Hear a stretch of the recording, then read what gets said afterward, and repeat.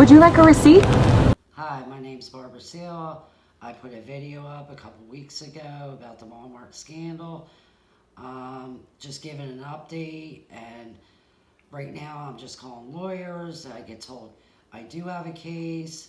Don't stop trying to find a lawyer. They just don't do that type of case. I'm getting out a lie. I even got told by lawyers I need to find a lawyer in a big branch, which I'm trying. Every time I call, I get told that I'm going to get a call back, and I don't receive any calls. So I'm here on the video just seeing if there's anybody that know that they can direct me to a lawyer that would be willing to take this case. It is a case. There has been so many people that have sued Walmart for the same thing that me and my family went through. I looked up all the reasons I can go ahead and sue Walmart. One is harassment, sitting there, the way they started it and the way it ended, they had nothing there to get us on for shoplifting, or my children for shoplifting, because it started with me. I'm disabled. Then the other thing would be false pretense of shoplifting. And then injury would be the anxiety and panic that me and myself and my two daughters have on medical background.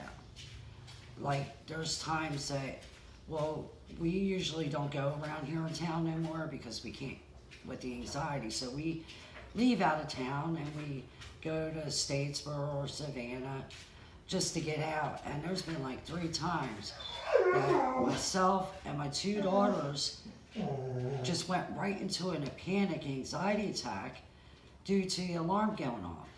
So that's where the injury's at. It's been really hard on us. Defamation, we can get them for.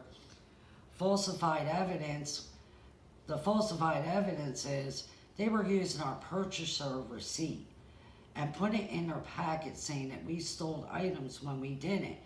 Like, there was one day my daughter was in the store and she sat there, I believe it was 6 days before we went, no, it was the day before we went shopping. That's when I received my food stamps. So it was on the 20th of July and we went shopping the 21st, but on the 20th of July, my daughter got cornered by a guy when she was sitting there getting a shopping cart. And I was in the car because I wasn't feeling good. I have some issues, disabilities, like with my hips. And there's times that, my hips are hurting too bad. So I'll sit in the car. So my daughter sits there and gets me on the phone, told me how this guy cornered her when she was getting a shopping cart and made her feel really nervous. Finally, he let her go where she could move and get away from him. And he was actually walking right behind her, trying to keep up with her. She got real nervous. She got up to the register and turned around. This guy sat there and even followed her up to there. She got me on the phone. I said, okay, honey, quick, get the stuff, checked out. And she was at a self-checking lane, too.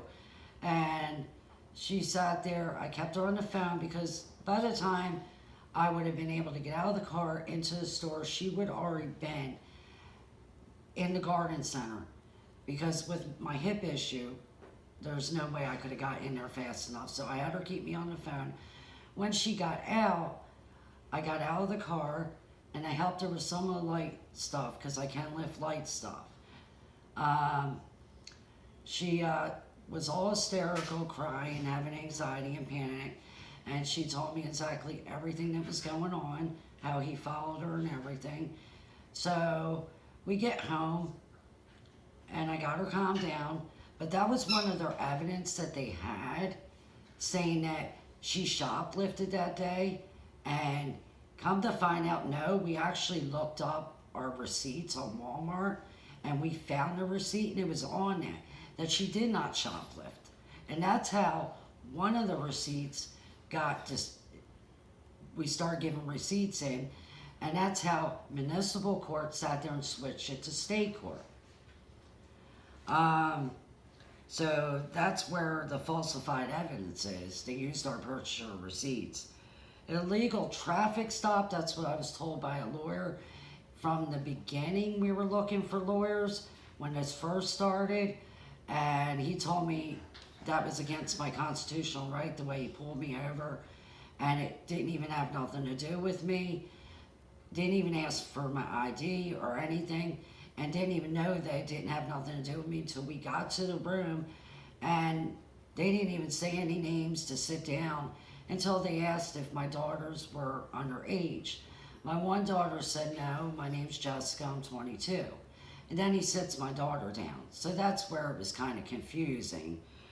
False report, they sat there and reported my kids that were stealing, and they didn't. Obviously, when it got sent to state court, it got dismissed and it got closed, so it could go no further.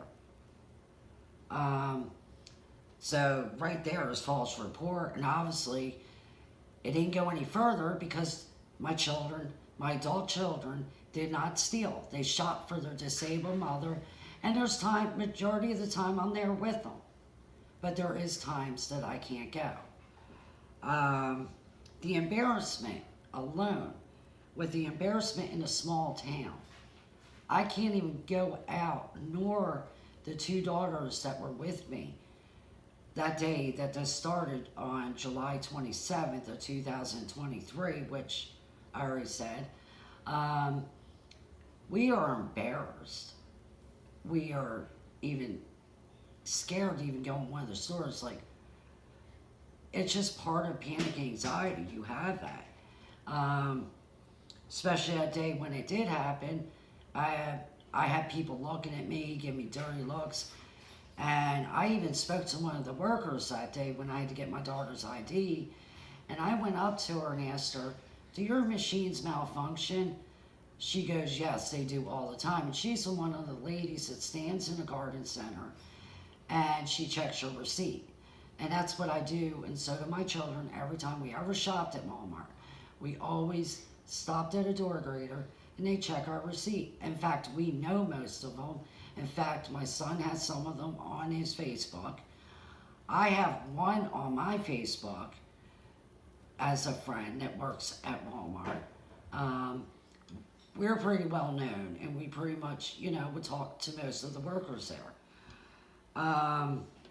So I'm here just trying to see, if there's any lawyers out there, anybody knows anything, they can go ahead and DM us. And I'm also just letting everybody know, be aware this can happen to you in Vidalia, Georgia, GA, Toombs County, at their Walmart. Be very careful, because that's what they do to people. In fact, even today on the 27th, I got told to shut my mouth, like I said in the other video. I got told this is how they make their money. So I'm just want people to be aware, and I be careful going to use their self-checkout, because it can happen to you. So I just want to say thank you, everybody who watches this. Also, I'd like to add how that day they sat there on July 27th. They stole $111 off my EBT card off of me and my family. And they also stole $4.08 off my son's debit card.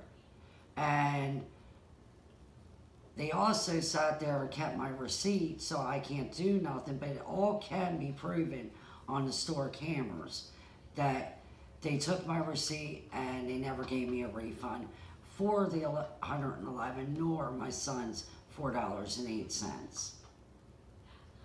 So that's something I wanted to add too.